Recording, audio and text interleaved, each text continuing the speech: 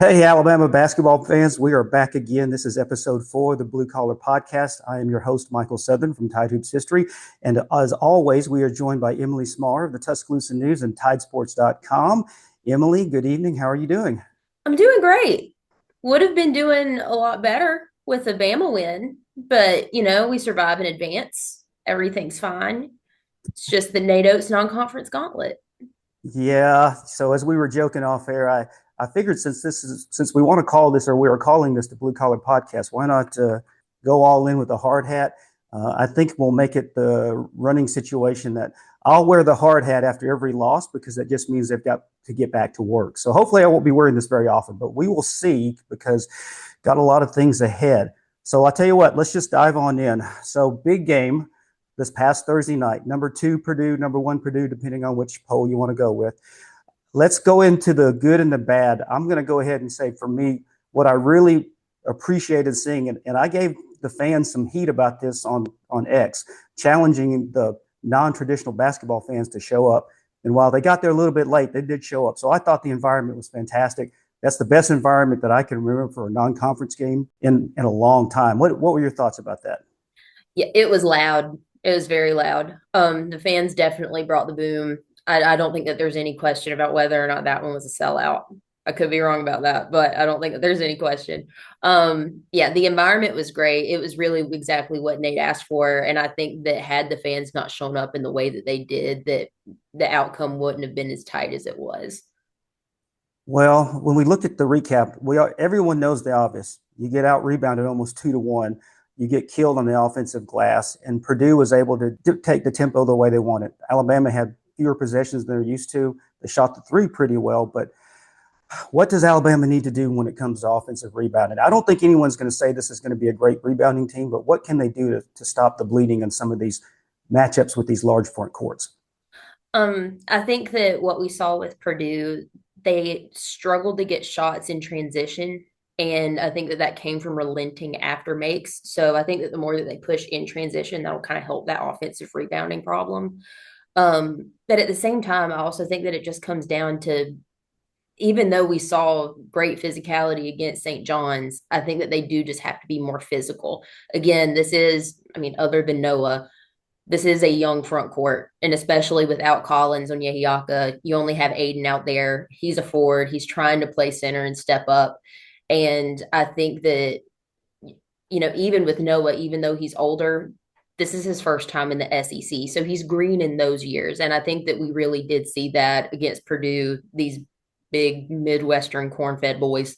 Like the craziest thing was that Alabama's not small by any means, but Purdue's just so long and towering that they did make Alabama look small, in my opinion. So I think that that would, especially with the size that you have coming up down this gauntlet, I think that it is just going to need to become a point to attack more, become more physical. And also, I think that another thing too, if they can't do that, then as well as they did from three in the first half, they've got to become more consistent from three. It's very hard to ask that you have a game like BYU last year every single game because that was a historic game in and of itself. But I think that if you're going to be going against guys that are this tall, and especially Illinois, like they might even, just like Oates said, they might even be bigger. And I think that they are bigger looking at the roster, bigger than Purdue. I think that finding that consistency from three is going to be huge. But also the veterans like Latrell, the fact that not a single three in that first half came from Latrell is kind of wild. So I think that a huge part of that win for Purdue was just, like Matt Painter said, not letting Latrell get going. So I think that if Alabama wants to come away with a win next week, then it's absolutely going to take a great game from Latrell Wrightsell. I'm going to joke that Matt Painter listened to our podcast because we always talk about how pivotal a good game from Latrell Wrightsell is to the success of this team. I second guessed whether or not I should have said him as the player who as the player who needed to have a big game. After, like, I went into existential crisis mode after that, and I was like, I could have said something somebody better. And then after the fact, I was like, maybe she's right. Well, you know what? We may just have to go into default mode that we are automatically know that no matter what, Latrell Wrightsell needs to have a good game, and then we Mhm. pick two other players. So really, we'll just go with three every week. We may have to do it that way. Yeah. I will say you could tell obviously Purdue is a veteran, experienced, physically mature team. I will give Alabama credit on this, and they fought. They fought. Yes, they got out rebounded, and yes, the hustle on rebounding maybe isn't what people like, but you could tell the team was fighting. The freshmen came in, they fought. The fact that you were able to tie it again, you led in the game, and then you had a chance to tie it again on free throws. I do appreciate the fight. I still Mhm. look at this as kind of a learning or growing experience. I tell you what I really, really liked, and let me know your thoughts on this. Again, turnovers. The Yes. Achilles heel for Alabama in all these fast tempo years has been, double digit turnovers. They've done really well these last two games. Absolutely. To go against a team like Purdue and only come away with six turnovers, and not only that, but make them turn the ball over more. I think that that's a for Alabama to already be at that point this early in the season and to make it a point that that's going to be ideally something that continues moving forward. I think that that's huge for this team because, like you said, if you already know that that's your Achilles heel, and again, that's been the Achilles heel for years, if they can go ahead and minimize that, I think that that's going to make this non conference schedule a little bit easier to navigate. All right, so let's go ahead and start the transition. We've got Alabama's got some big challenges still ahead, like we knew what was coming. I know we don't have any official update. Coach Oates will not have his press conference until Tuesday. We are recording this on a Sunday night. But what are your thoughts right now? And I'm not saying you make a full prediction, but how do you feel currently about the progression of course, what you've heard about Keaton, and then also, again, as we continue to see the TikTok videos of Jalil Bethia. So, what are your thoughts on those two as we head into yet another week for a tough non-conference schedule? Keaton showing up in the boot again in Uh, Coleman didn't give me a whole lot of hope going into this week. I was really hoping that maybe we would at least see him out of that. But at the same time, though, I mean, he's easily, in my opinion, the best player to guard all five positions on the floor that Alabama has at this point. So if they can get him back for Illinois, that would be huge. Again, I'm not incredibly optimistic, but at the same time, I do think that he has that grit where if duty calls, then maybe he'll be able to grin and bear it and get through it. Maybe even just playing limited minutes, I think would be instrumental for Alabama against Illinois. Um, Jalil Bethea looked pretty good. I mean, he's kind of been teasing his return is coming sooner than later. And I want to say, and I can't remember who it came from, so forgive me for that, but I want to say that I've seen before that there were reports that he would at least be back by Players Era Festival. So if something were to change by Wednesday, that would be great for Alabama. Even though it would be better if he was a front court guy because Alabama definitely needs those against this Illinois team. I digress. Never hurts to have another creator in the mix. Um, Jaleel also was seen working out a little bit, getting some footwork in before Purdue, and he seemed comfortable out there. Seemed like he was readjusting well. So again, I'm not 100% confident. I'm really not even 80% confident that we'll get him back for this week's game against Illinois, but ideally he would be back by Players Era Festival, and that's going to have Gonzaga and UNLV, which has looked really good lately. The latter of the two, not that Gonzaga doesn't, but UNLV I think is the unexpected good looking team there. So I think that it would be huge for them to get him back, if not Wednesday, but at least by Thanksgiving. so let me ask the oddball question too, because the report that came out that Collins was out indefinitely for an undisclosed medical condition is it's a little disturbing or concerning. I mean, just not from that he's not playing, but just from a personal health standpoint. So I hope he's okay, and I hope this is not something chronic, long term that's really going to affect his health in that circumstance. Have you heard any more information or details about Collins? I haven't heard any information or details on that. I have been poking around with some sources to see what's going on, but everything seems a little bit vague right now. And I think that the vagueness of the statement is probably the scariest thing, right? Yeah. Um, it's I and we've heard Oates say before whenever guys are just out with a cold or if they're sick. So that makes it seem like it's something that is a little bit deeper. And for the timeline to just be indefinite That's nothing that anybody ever likes to hear. So I'm wishing Collins all the best for sure, because not only would getting him back be huge, but for somebody who is supposed to be a high school senior, decided to use a year of eligibility here so that way he could reclassify. Um, it definitely sucks for the kid. So got to hope that he recovers quickly, not just for Alabama's sake, but his own. Absolutely. So nothing but thoughts and prayers for him on a healthy recovery. That's the most important thing. But it is concerning, and hopefully he will be fine, and long term, no issues to him from that standpoint. Okay, let's go ahead and turn the page. A big challenge yet again. So third big challenge in a row on the road.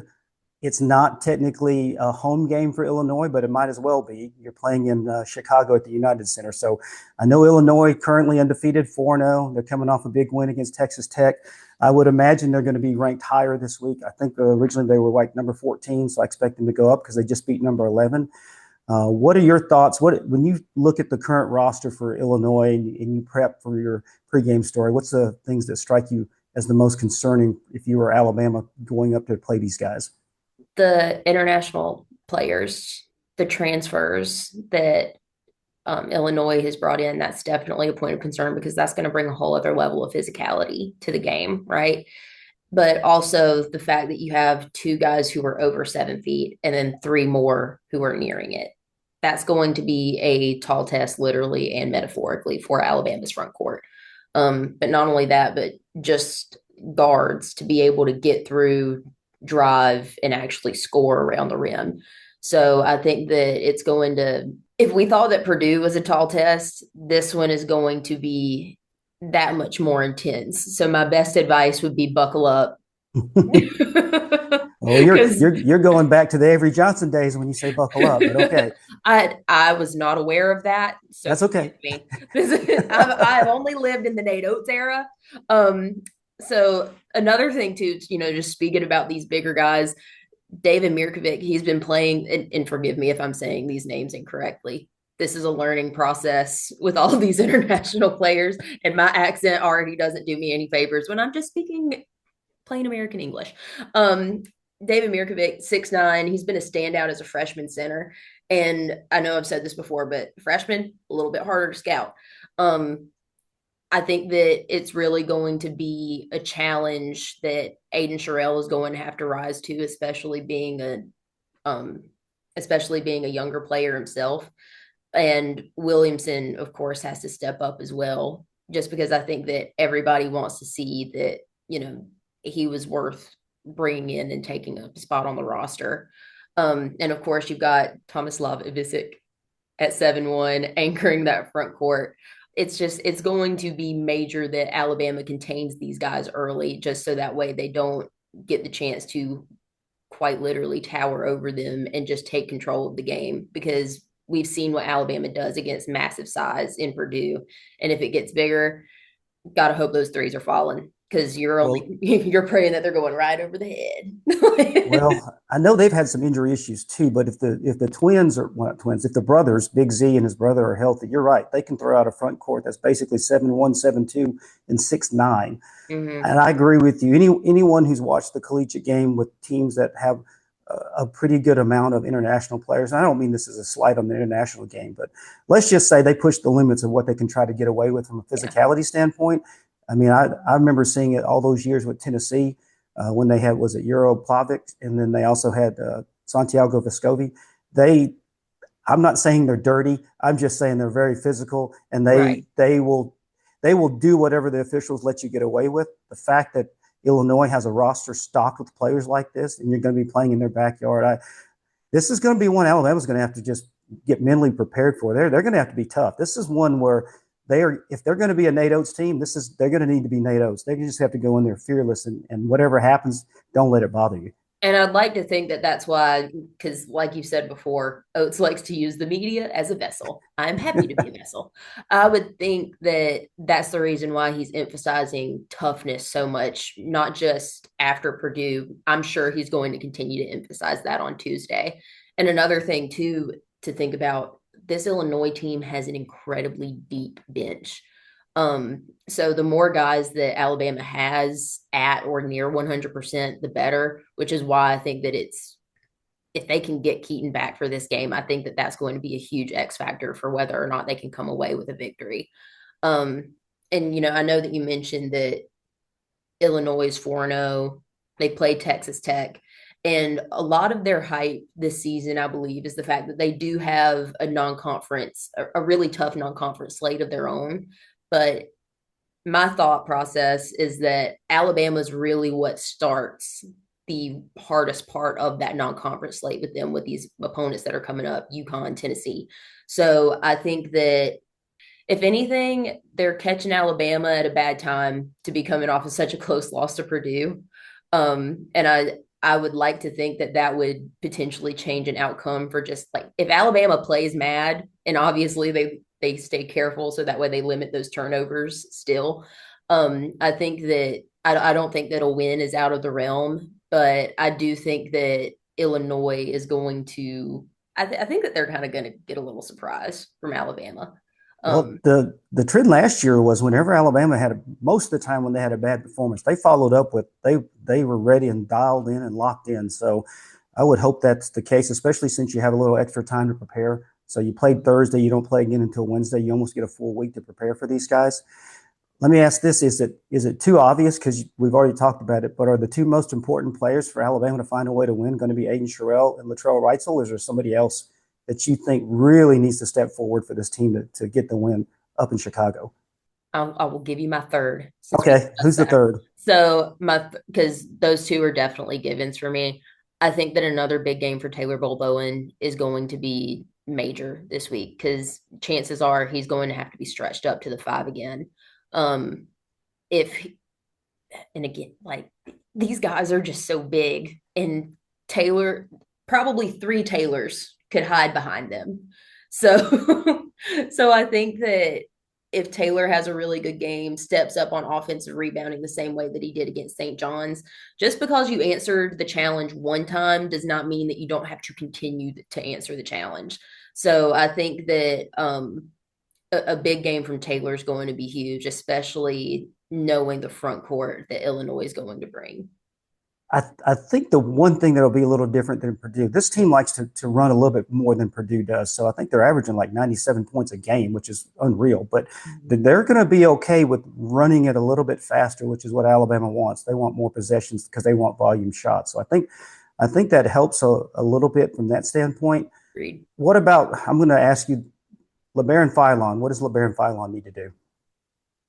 I don't think that LeBaron can afford another slow start. And I know that, obviously one of the biggest stories of St. John's was that he came away with a career high performance. But again, he started 1 for 6. Didn't really shoot that well last game. And I think that maybe everybody got so lost in how well he shot through exhibition play and these first two games that it's a little bit hard to forget that he wasn't really that consistent as a shooter last year. So maybe that's reappeared. You clearly hope that that's not the case, but I think that LeBaron's definitely going to have to step up offensively. And I'm not saying that he didn't do a great job creating last game. He did a good job defending. He made strides where he could, but I don't think that he can be limited on the scoreboard. I think that he's going to have to put up some points. And I think that that's going to be make or break for Alabama for sure. He and Uh, Latrell need he and Latrell or he and Aiden Holloway need at least 20 points. All right, last technical question, and then we'll wrap it up. Do you think, given Illinois' size, that Alabama will run a couple for a little while? You see the small ball lineup with Taylor at the five and four guards. Would Alabama risk that? I don't know that they have a choice other than not to. Um, I don't know that I think that they'll at least try it a time or two just to see how it works. Um, but at the same time, though, again, like St. John's was smaller than this Illinois team, so it was more practical to do it against them. But I think that at this point, if they get to the point where I'm so sorry for saying point over and over and over again. If they get to where their backs are against the wall, I don't think that there's anything that they wouldn't try lineup wise. I think we're going to see a little everything that would be in the bag for the playbook.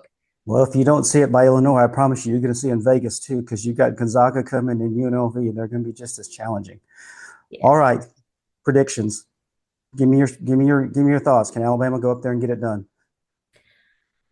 I give a very hesitant yes. I realized that I said yes for Purdue, but again, I'm going to give a very hesitant yes because I'm a big believer in speaking things into existence. You know, Okay.